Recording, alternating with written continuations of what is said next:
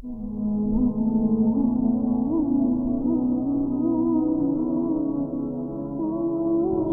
alaikum wa rahmatullahi wa barakatuh. Bismillahir Rahmanir Rahim. Alhamdulillahi Rabbil Alameen. Wassalatu wassalamu ala Sayyidil Anbiya'i wal Mursaleen. Wa ala alihi wa sahbihi ajma'een. Amma ba'd.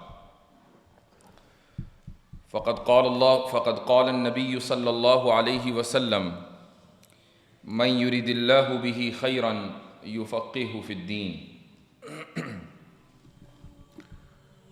Respected brothers, sisters, dear students, our today's topic is the development of Islamic law. The topic is pretty academic, dry, lengthy, and I don't think it is possible to cover the whole thing in next half an hour, 40 minutes. Despite the fact that it will be a little dry for some of you, I would request people sitting in front of me, please do not sleep. And if you do, then I'll wake you up. The hadith that I just mentioned is a famous hadith. Rasulullah sallallahu alayhi wasallam said that whomever Allah subhanahu wa ta'ala wants to give khair, He grants him fiqh. He makes him faqih. He gives him the understanding of the deen. Yufaqihu fi deen. We're living in an environment where we are continuously going away and away from our deen, the Quran and the Sunnah, and many of us find excuses not to follow deen and still remain Muslims. One of those popular excuses is that fiqh is the practice of some fuqaha, is the result of their research. It's their ijtihad and their efforts, their fatwa. And they were ordinary people like we are today. It is not the Quran and the Sunnah. We need to follow Rasulullah sallallahu alayhi wasallam. We need to follow the Quran. Why do we have to follow the fiqh? It's a common excuse that people find, and they think that by giving this excuse, they're doing some kind of service to the community or to themselves. This excuse is fundamentally false, because it depends on their misunderstanding that fiqh is something different than the Quran and the Sunnah. Fiqh is an independent work. It has no connection with the Quran and the Sunnah of Rasulullah sallallahu alayhi wasallam. This misunderstanding is what drives them to have this excuse. So today, inshallah, we will learn that how this beautiful collection of masail and ahkam, which is called al-fiqh al-Islami, came into existence and how it is linked with the Quran and the Sunnah. But before that, we need to understand that there is a little difference between fiqh and law. Though many times the word fiqh is used in place of law, Islamic law, and sometimes the word law is used in place of fiqh. But technically there is a difference between the two words. And that is because the linguistic meaning of fiqh is deep insight. And the technical definition of this word is that detailed ahkam rulings that are based on detailed argumentation. So when you have two things, detailed rulings, and you have the second component, detailed arguments, then you get fiqh. So, for example, we know that we have to make a stop when we're driving at the stoplight. If it's red light, we have to make a stop, and if it's green light, we can continue. It's a ruling. We have to follow that if we live in any civilized country. But there is no detailed daleel or evidence behind that. The only dalil or the only evidence behind that is that if you don't make a stop, you will cause harm to others. If you never stop, even at the stoplight, the light is red and you continue driving, then you will cause harm to yourself and to other drivers. So this is the main reason. There is no detailed evidence. When we say detailed evidence, it also requires detailed explanation what the detailed evidences are. But if we understand this definition of fiqh, we can easily understand the difference between fiqh and law. So making a stop at the stop light is law. It's not fiqh. Though it can also be inspired by some of the fundamental principles of Islam. For example, Rasulullah sallallahu alayhi wasallam said, "Ad-dararu yuzalu." The harm has to be removed. La darara wa la dirara fil Islam. You can no harm and no causing harm to others in Islam. These are two basic principles in Islam. Now, if you're driving on the road and there's a stop light and you don't make a stop, then you're causing harm to yourself and to others. And this is against this rule that Rasulullah sallallahu alayhi wasallam gave us, that ad-dararu yuzal, that you must avoid harm. In the Western ideology, it is called the harm principle. But we must make a difference between the harm principle of the Western ideology and the harm principle of Islam. The biggest difference is that Rasulullah sallallahu alayhi wasallam outlined the definition of harm with full clarity. Anything that is against Quran and Sunnah, that is against the seerah of Rasulullah sallallahu alayhi wasallam, that is against the commands of Allah, is harmful. Whether we understand that harm or we don't. Now, in the light of this modern ideology and in the light of harm principle of the Western world, there comes a rule. The rule is that two people of the same sex can live together whether they get married with each other or they don't. Why? Because who are they harming? Nobody. So if they're not harming anyone, it should be absolutely moral and legal for them to live together. This is based on the harm principle. So no one should say that the harm principle of the Western world and the harm principle of the Sunnah, they both are identical, they both are same. They are not. The reason is that the Western world will only tell you that you must avoid anything that is harmful, but it will not tell you what is harmful. Whereas in Islam, it will tell you that you avoid what is harmful, and it will also tell you what is harmful. So harmful is any behavior that is against the Quran, against the Sunnah, against the well-being of the society. Two people of the same sex living together is against the well-being of the society. It is fahisha. It is mentioned in the Quran. It is mentioned in the hadith. Therefore, if a person says that, well, I'm not harming anybody, he's still harming the society, though he may not be harming some individuals. So, this is very important that we understand the difference between the Western harm principle and the Islamic harm principle. Another point that I would like to make, that there are many fiqhi masail. In fact, all the fiqhi masail, they all have reasoning from the Quran and Sunnah. For instance, even the basic masail. For instance, can we make wudu from water that we get as a result of rain? Rainwater.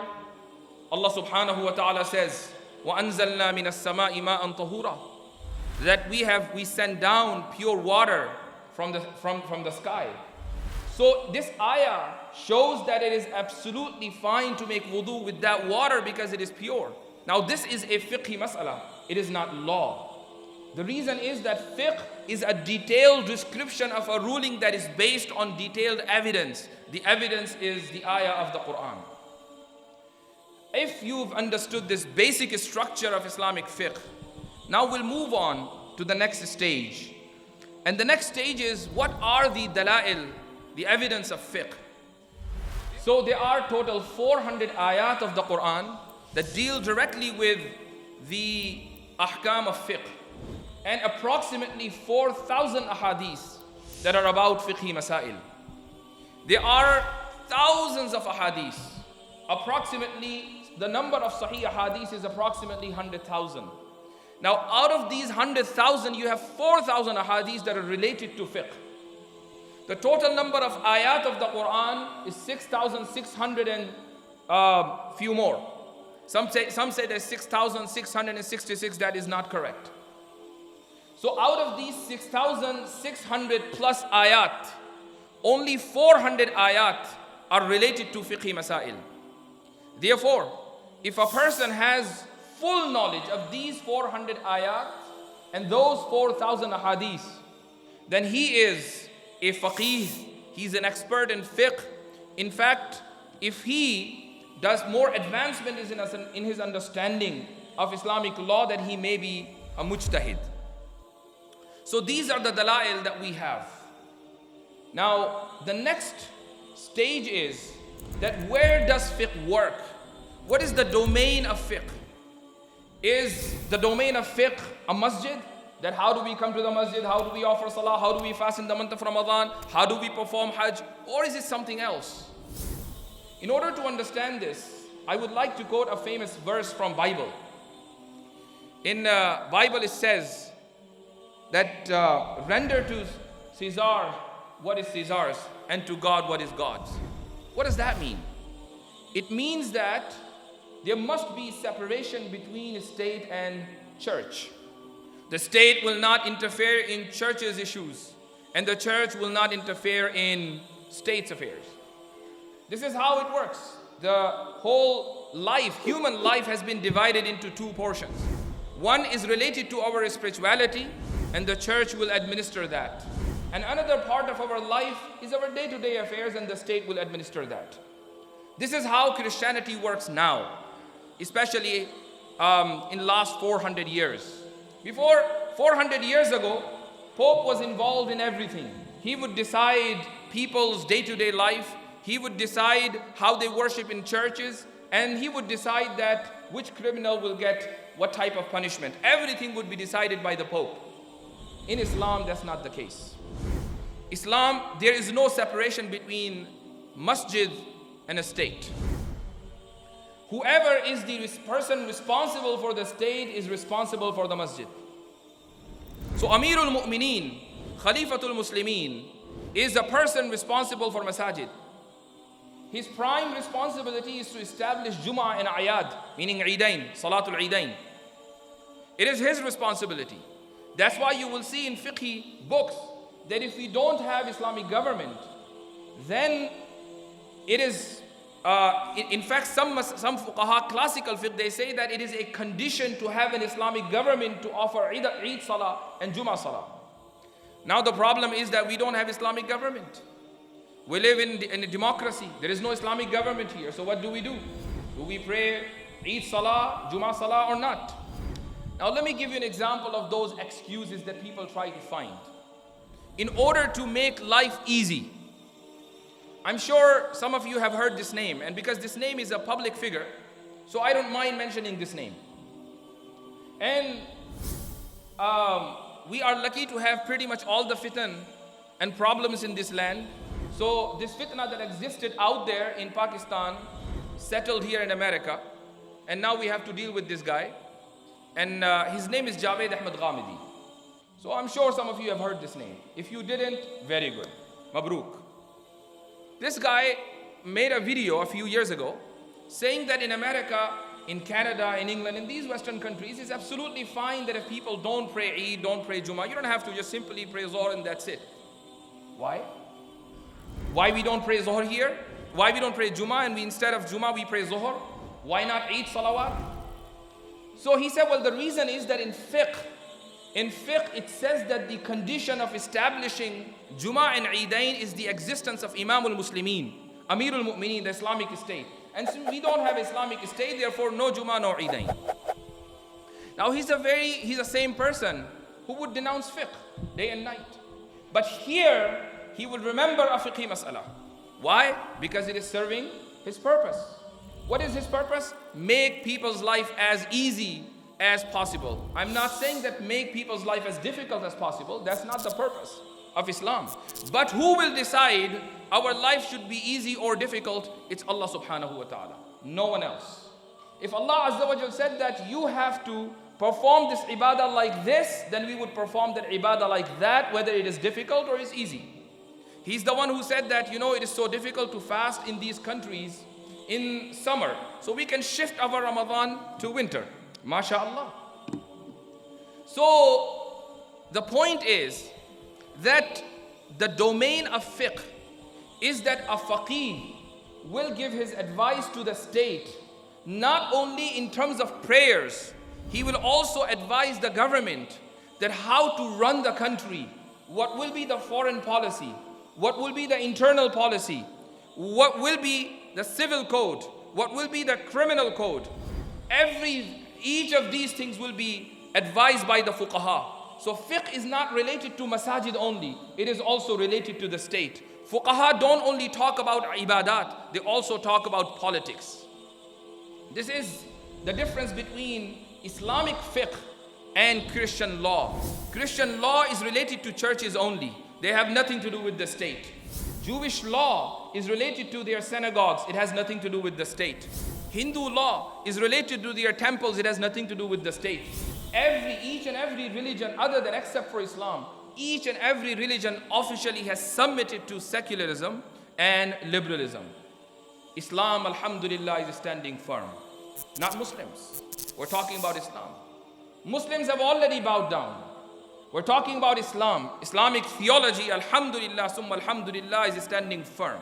It refused to bow before secularism and liberalism 100 times before, and it will remain like this, inshallah, till the day of judgment. And why? Because Rasulullah sallallahu alayhi wasallam said that لا تزال طائفة من أمتي ظاهرين على الحق. A group of my ummah will remain till the day of judgment sticking to the truth. So it's not possible that the entire ummah will collapse before liberalism and secularism. So the point is that fiqh discusses all these issues, not only our ibadat, but also our muamalat, our dealings, our business and politics, civil code, criminal code. Everything is discussed by the fuqaha. In fact, in Hidayah is a very famous fiqh book. There is a mas'ala in Kitab al-Qaza. Kitab al-Qaza is a chapter for judges. Now you see how much variety there is in fiqh books. There's a whole chapter which is about judges. And there is a mas'ala in Kitab al-Qaza that if Amirul Mu'mineen, meaning the head of the state, if he gives an order and that order is against the Quran and the Sunnah, so the Chief Justice will have a right to reject it. In fact, it is his responsibility to reject that order by the head of the state. This mas'ala is mentioned in fiqh books, so fuqaha have to exercise it. It shows that fiqh does not deal with the masajid only. It doesn't only guide us how to offer salah, it also teaches us how we live our life politically, financially, and in all aspects of our life. But the million-dollar question is that, okay, if that is the case and if fiqh is that useful, how come we have a lot of ikhtilaf? And I think that's the main thing that bothers people. It bothers people that why we have a lot of ikhtilaf, why we have 4 mazahib. Some people are Hanafi, some Shafi'i, some Maliki, some Hanbali, some nothing. So why do we have these variations in Islamic fiqh? And for that I would have to take you back to the first century. In the first century, the century of Sahaba and Tabi'een, radiyallahu anhum ajma'een, the way how fuqaha would work, that if a person needed to know a mas'ala about a situation that he would be facing, he would come to one of these Sahaba or Tabi'een who would be recognized as faqih in the community, and that faqih and that Sahabi would give him fatwa. For example, Sayyida Aisha radiyallahu anha was the main muftiya of that community. Similarly, Umar ibn al-Khattab radiyallahu anhu, Abdullah ibn Mas'ud radiyallahu anhu, Ali ibn Abi Talib radiyallahu anhu, and many other fuqaha, many other sahaba who were actually fuqaha. Their recognition was that they were fuqaha. But they would give fatwa only when they were asked, and there was no book.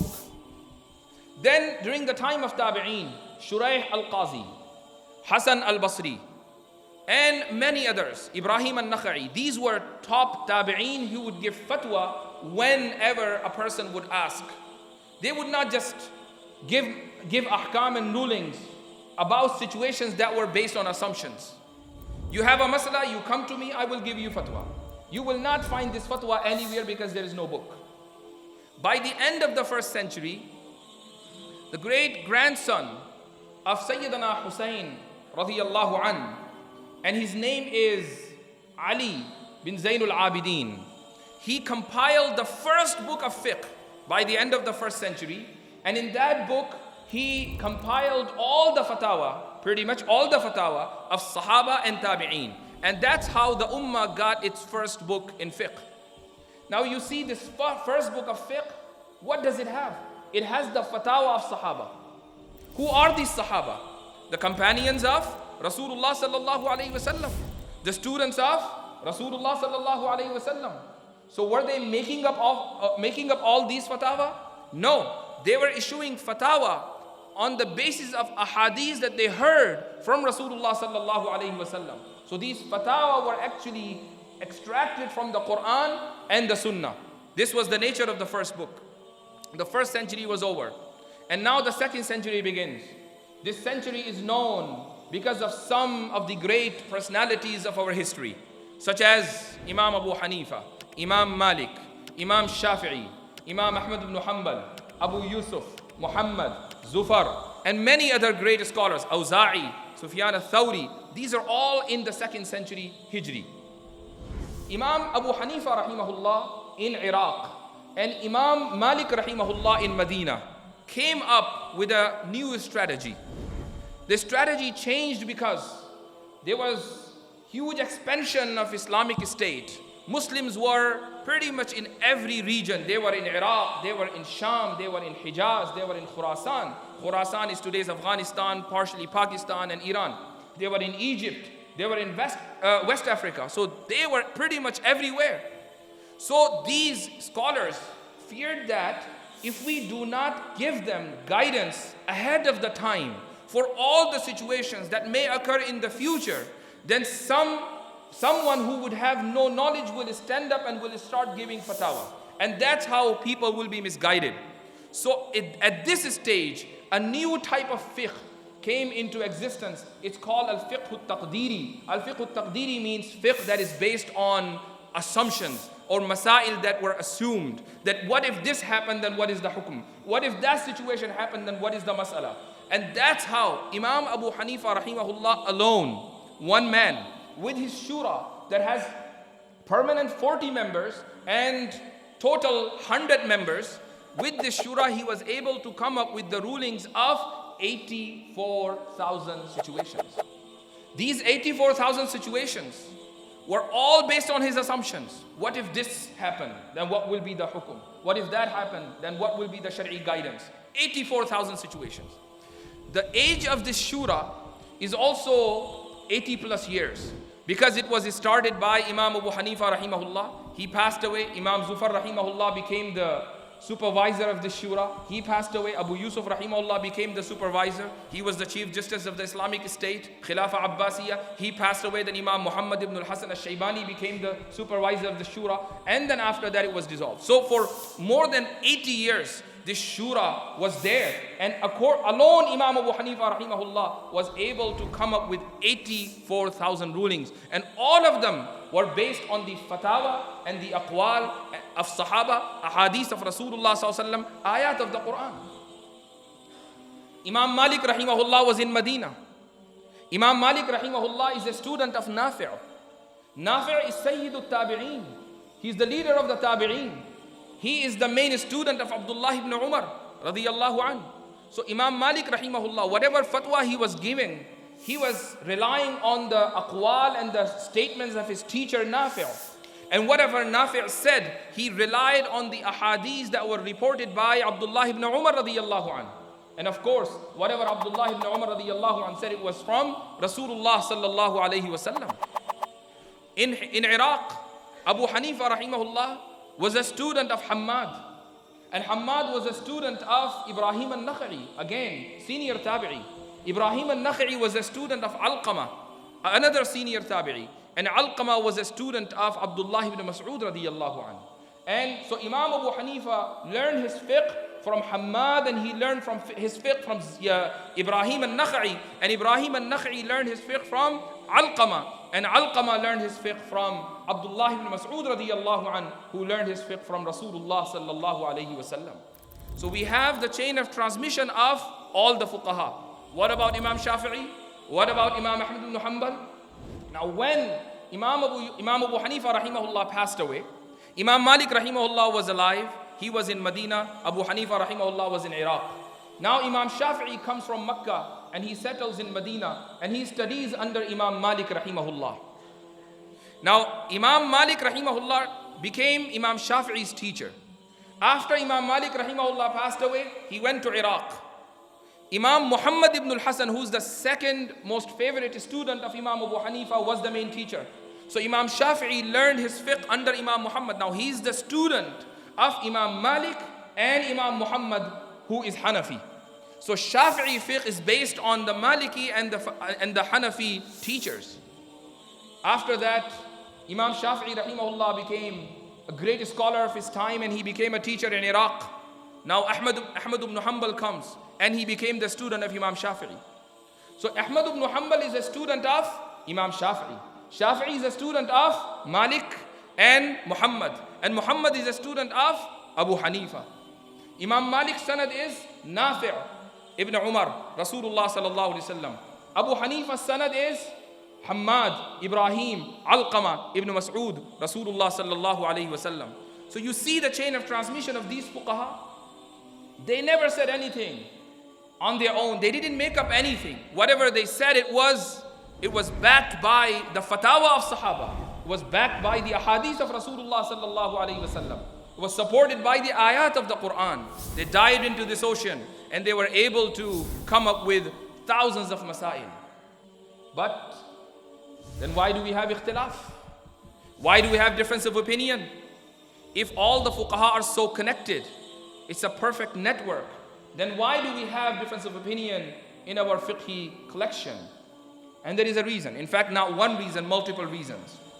Sometime, and this ikhtilaf did not happen during the time of fuqaha. It started from the time of Sahaba radiyallahu anhum. But the question is that why they disagreed?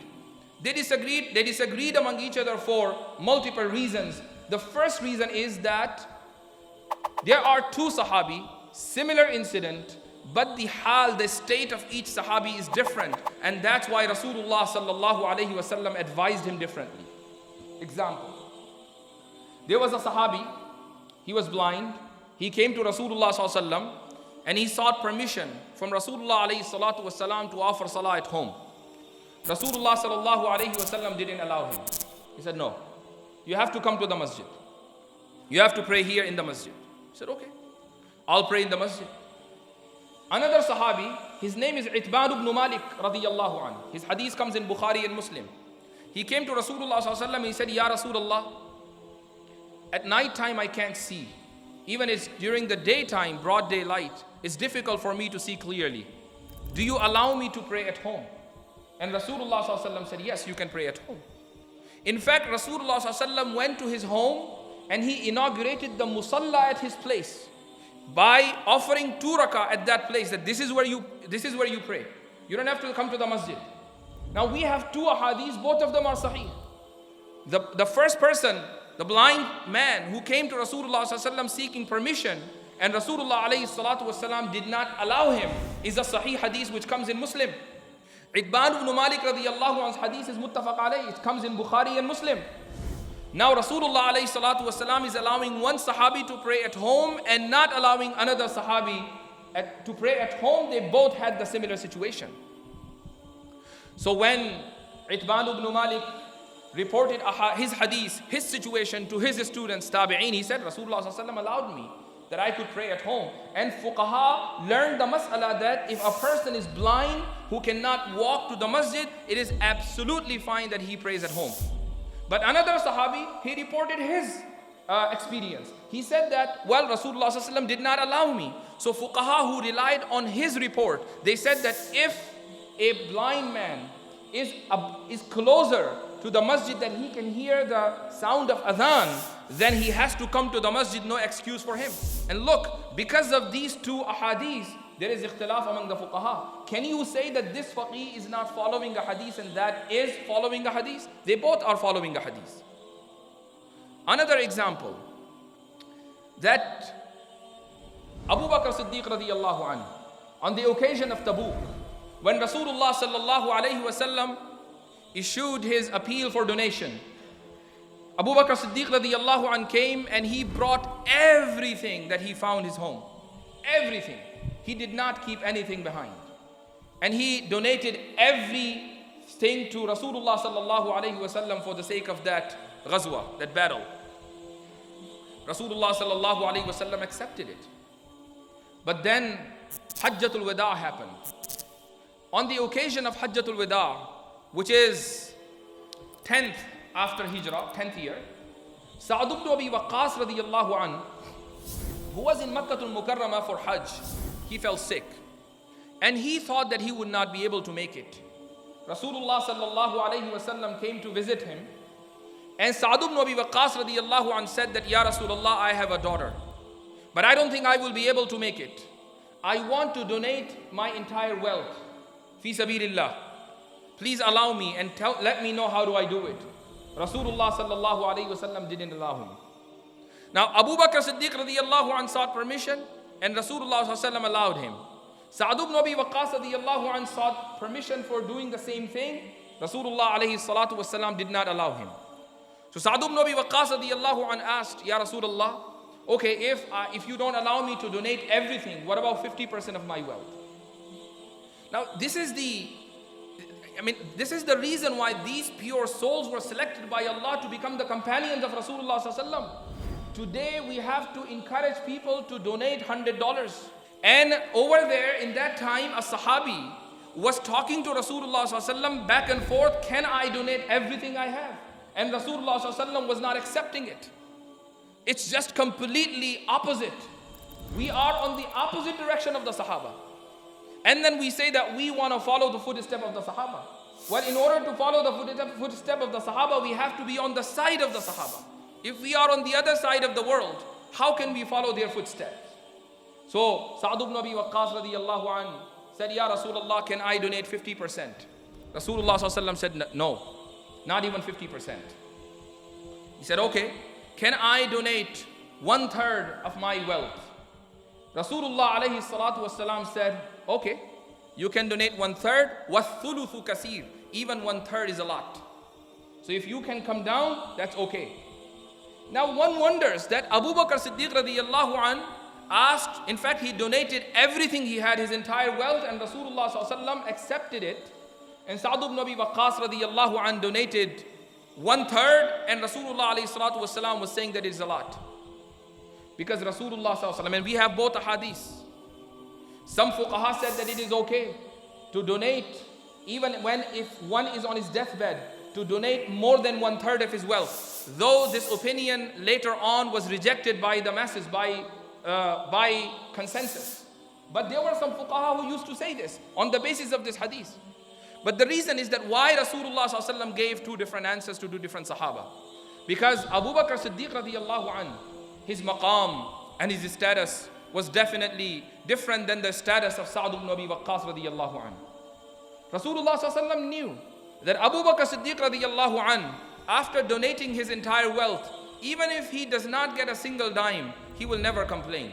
He is Siddiq.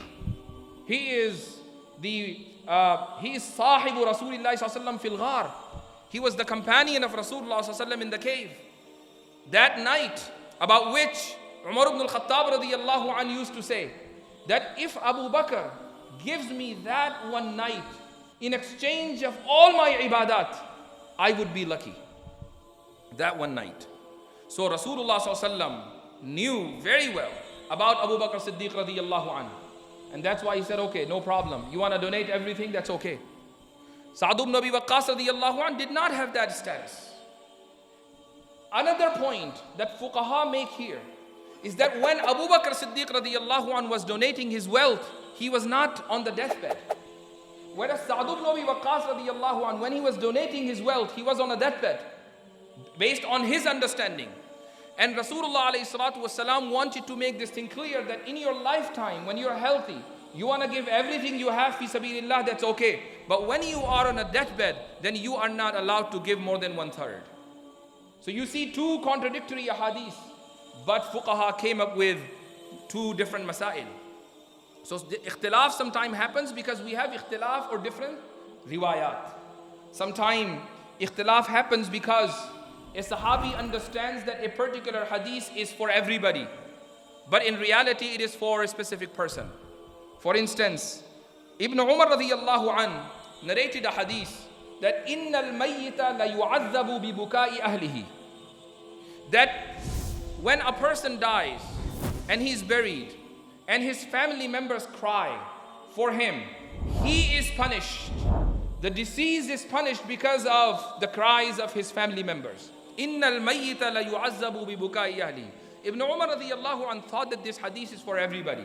Whoever dies, so make sure that his family members don't cry. Why? Because if they cry, then the guy in the grave will be in a bigger problem. So make sure that you don't cry. So Ibn Umar radiyallahu anh's understanding was this. But Sayyida Aisha radiyallahu anha said that no, this hadith is not a general rule. The hadith was said when a Jew died in Medina and he was buried. And Rasulullah sallallahu alaihi wasallam said that look at the family member, they are crying, but in reality what's happening to the person who died and who was buried in the grave, he's being punished because he died as a kafir. So the hadith was particularly about that person. It's not a general rule. So Sayyida Aisha radiyallahu anha said that if a person is buried in the grave and his family members are crying, why would he be punished? If crying is bad and it's unlawful, then the people who are committing this unlawful act should be punished and not the person who's buried. So you see the difference of understanding. Ibn Umar radiyallahu anh narrated the same hadith but understood it differently. Sayyida Aisha radiyallahu anha narrated the same hadith and understood it differently. That's why ikhtilaf happened among the fuqaha. Sometime ikhtilaf among the sahaba radiyallahu anhum happened because one sahabi's understanding is deep and powerful, whereas other sahabi's understanding is not that deep and powerful. On the occasion of Hajj, there is ikhtilaf among the fuqaha that what type of Hajj is afdal? Is it ifrad or qiran or tamattu? There are three types of Hajj. Ifrad is a Hajj where you put the ihram on, you go to Makkah and you do not perform any umrah, you wait until your Hajj is done. So you only do Hajj with that one ihram. This is called ifrad. Tamattu is that you put the ihram on, you go there, you do umrah. After that, you come out of the state of ihram and then you start another ihram for Hajj. So it's tamattu. And qiran is that you combine the ihram, you put one ihram, you go to Makkah, you do umrah and you remain in the state of ihram until Hajj comes and then you do Hajj. So there is ikhtilaf among fuqaha, which Hajj is better. It depends on what type of Hajj was performed by Rasulullah sallallahu alayhi wasallam. If he did tamattu, then tamattu is better. If he did qiran, then qiran is better. If he did ifrad, then ifrad is better. A sahabi reported that Rasulullah sallallahu alayhi wasallam, when he made in his intention to start his ihram for Hajj, he said, labbayka bihajjatin, labbayka bihajjatin.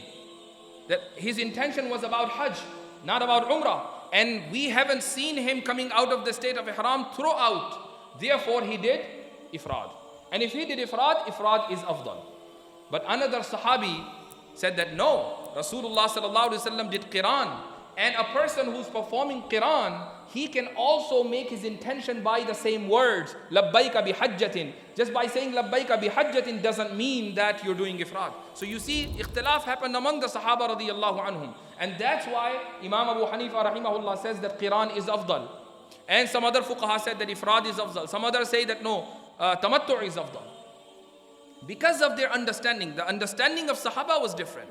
Sometimes the ikhtilaf happens because Sahaba do not understand the actual reasoning why Rasulullah sallallahu alaihi wasallam did a particular amal or action. One day, a janazah was passing by and Rasulullah sallallahu alaihi wasallam stood up.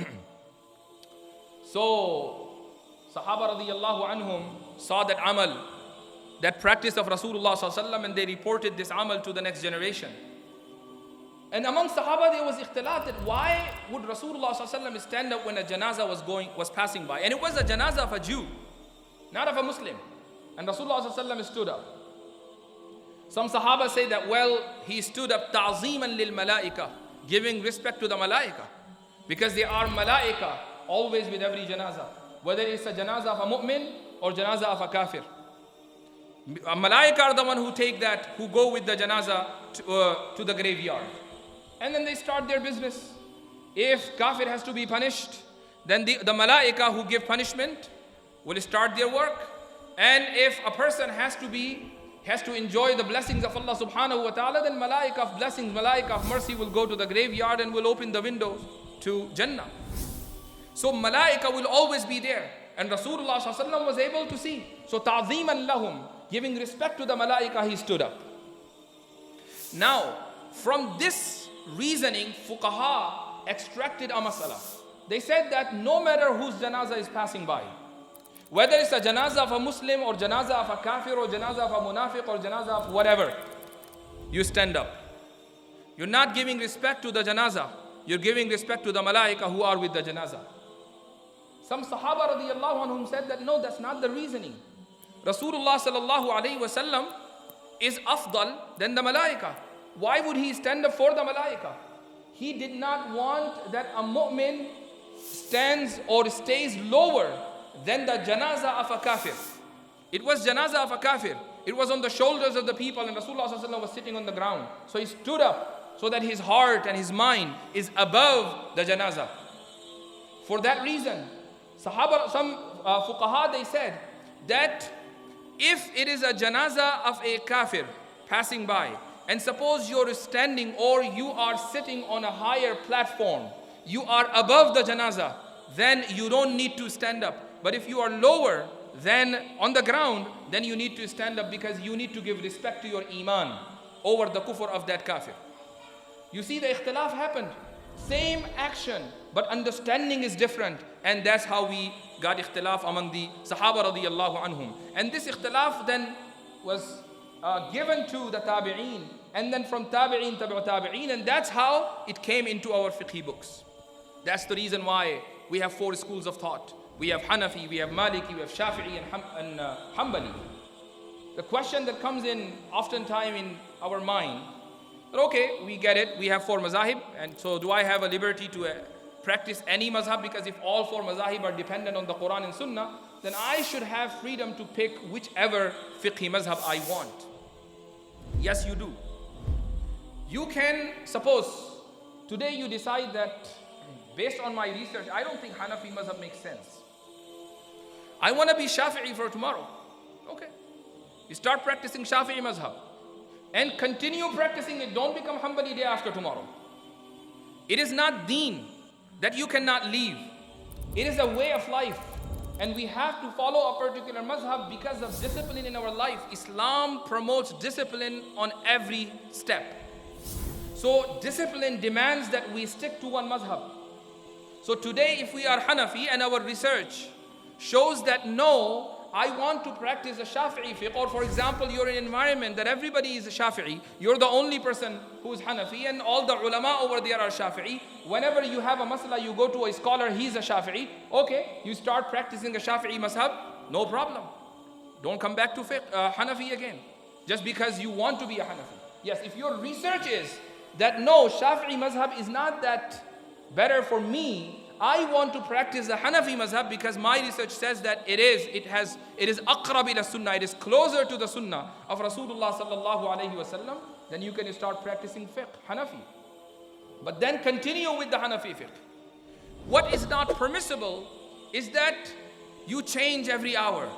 Right now you're Hanafi, then when the Fajr time starts you're Shafi'i, and at Zuhr you're Hanbali, and Asr you're Maliki, and then Maghrib you're nothing. It doesn't work like that. Why? Because it's against discipline. Then by changing and switching mazahib, we are not following mazahib. We're following our nafs. Let me give you an example. The example is that Hanafi mazhab says that if it bleeds and the blood flows, moves from its position, then it breaks salah.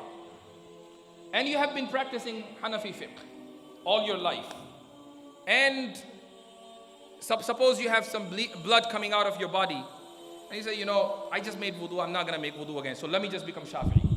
Because according to Shafi'i mazhab, if it bleeds, it does not break your wudu. So what are you doing? You're not practicing the Shafi'i mazhab because it makes more sense.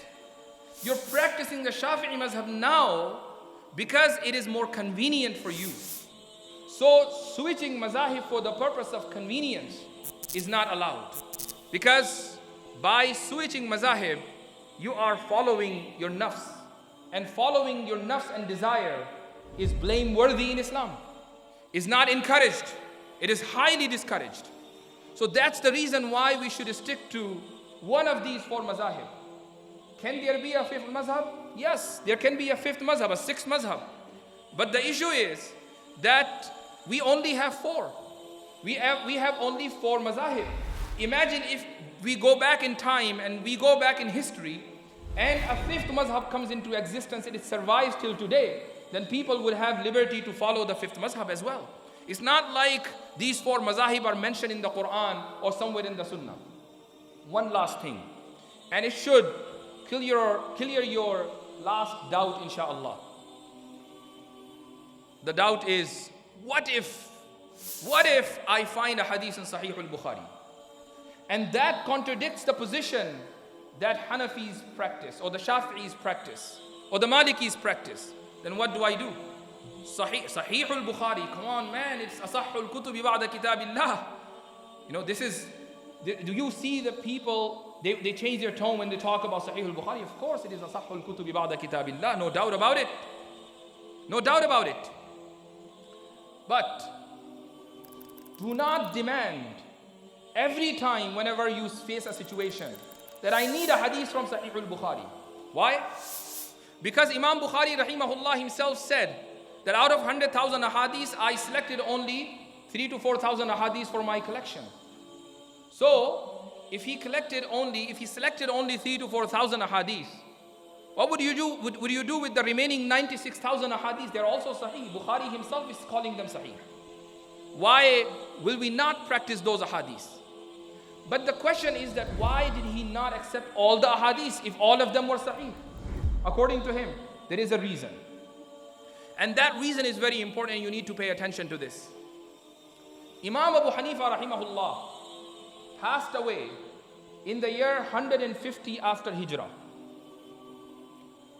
150 years after the Hijrah of Rasulullah sallallahu alayhi wasallam, Abu Hanifah passes away. Imam Bukhari was born in the year 194 after Hijrah, almost 200 years. Now there is a hadith that is coming down from Rasulullah sallallahu alaihi wasallam to Abu Hanifah. And usually Imam Abu Hanifah and Rasulullah sallallahu alaihi wasallam, between them, usually there are two people or max three people. Between Rasulullah sallallahu alaihi wasallam and Imam Abu Hanifah, there are 2 or 3 people. Now the hadith is coming down to Imam Abu Hanifah, and at this stage the hadith is sahih. Because he's closer to the time of Rasulullah sallallahu alaihi wasallam. Figuring out the status and the credibility of 2 or 3 people is easier.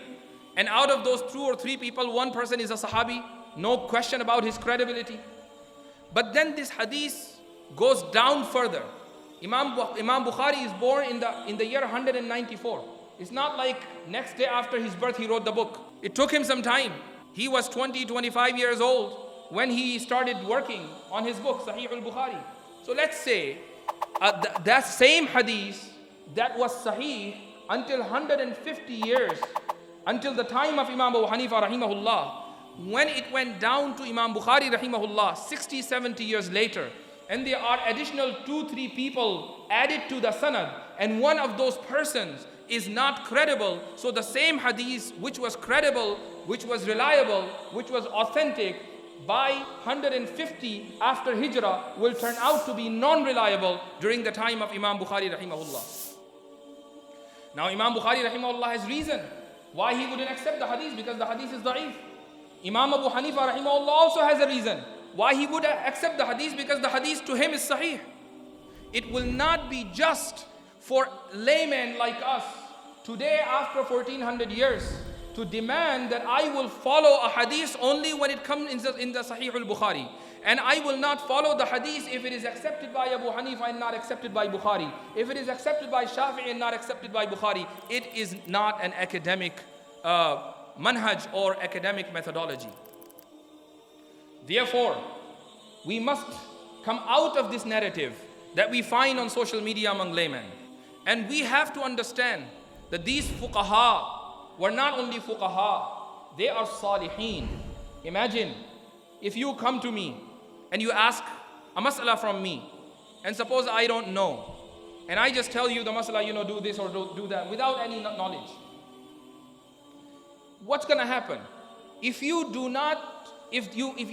practice that mas'ala, and I give you the wrong mas'ala, the wrong hukum, it's on me. I will take the burden on the day of judgment. Allah Azza wa Jal will ask me this question, that you misguided that person without having any knowledge, you gave him the wrong fatwa. So if he practiced on that fatwa all his life, then you are in trouble. This is the position of a mufti and a faqih. And imagine if I give a wrong fatwa to a person, and he says that, well, yeah, I went to Masjid al-Islam and I asked this mufti sahab and he said, let's do this. And then 10 other people start practicing. And then those 10 people, each one of them inform other 10 people, and that's how 100, 200 people start practicing. I have to take burden of all those hundreds of people. It's a very serious and sensitive thing. Do you think these Rabbaniyin, godly people, these Salihin, righteous individuals, who were the students of the Tabi'een, who were the students of Sahaba, want to take this burden and want to give fatwa without any knowledge? Imagine if Abu Hanifah rahimahullah was just faking this, making up these rulings. He will take the burden of millions of people, because millions of people are now practicing his mazhab. It's not an easy thing. Nobody, if a person has faith in Allah, belief in the akhirah, and he knows and he has conviction that I will be presented one day before Allah subhanahu wa ta'ala and I will be accountable for my deeds, then he must avoid this pattern. He will never give fatwa without any knowledge. So we have no option but to trust these fuqaha. This is how we got this beautiful collection of masail and ahkam. So if we want to practice the deen, we have to stick to fiqh. And fiqh is based on the Quran and the Sunnah of Rasulullah sallallahu alayhi wasallam. It is not different from the Quran, from the Seerah, from the Sunnah of Rasulullah alayhi salatu wasalam. I make dua that may Allah subhanahu wa ta'ala give us clear guidance. May Allah subhanahu wa ta'ala allow us to practice the Quran and Sunnah. And may Allah subhanahu wa ta'ala accept our deeds, our a'mal. Jazakumullah khair al-jaza wa akhiru da'wana alhamdulillahi rabbil alamin.